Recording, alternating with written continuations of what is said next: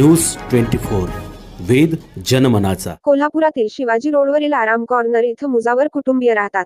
रस्त्यावर ढकलगाडा लावून कटलरी साहित्य विक्रीचा त्यांचा व्यवसाय आहे।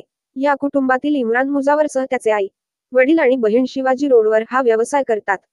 याच परिसरातील आराम कॉर्नर इथं राहणारा युसुफ अलमजीदही पत्नीसोबत याच ठिकाणी ढकलगाडीवर व्यवसाय करतो। सप्टेंबर 16 रोजी सायंकाळी 7:30 वाजण्याच्या सुमारास युसुफ अलमजीद हा आराम कॉर्नर इथं गेला होता। तिथं त्यानं इम्रान मुजावरच्या आई, वडील आणि बहिणीला माझ्या पत्नीच्या जागेवर गाडी का लावली असा जाब विचारत त्यांना शिवीगाळ केली। याबाबत इम्रान मुजावर याला माहिती मिळाली। त्यानं युसुफ अलमजीदला फोन करून आई, वडील आणि बहिणीला शिवीगाळ केल्याबाबत जाब विचारला।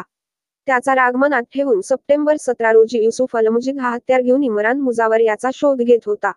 याबाबत इम्रानचा भाऊजी समीर शेख याला तिघांनी माहिती दिली होती। सायंकाळी इम्रान मुजावर हा मोबाईलवर बोलत आराम कॉर्नर इथल्या टीव्ही दुकानाच्या दारातील पायऱ्यांवर बसला होता।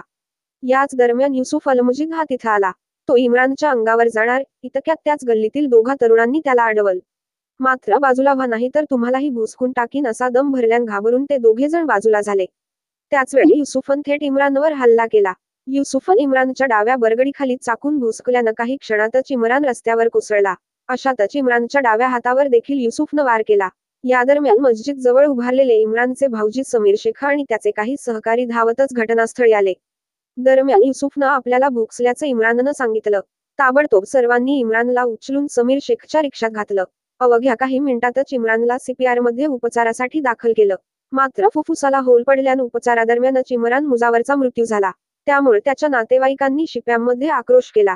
अगदी क्षुल्लक कारणावरून युसुफनं रागाच्या भरात इम्रानवर केलेल्या हल्ल्यामुळे इम्रानला जीवाला मुकावं लागलं।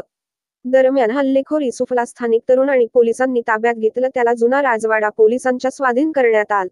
रात्री उशिरा त्याच्यावर खुनाचा गुन्हा नोंदवून त्याला अटक करण्यात आली। अधिक तपास पोलीस उपनिरीक्षक प्रीतम कुमार पुजारी करत आहेत। वेद न्यूज 24 या चॅनलला लाईक, सबस्क्राईब आणि शेअर करायला विसरू नका।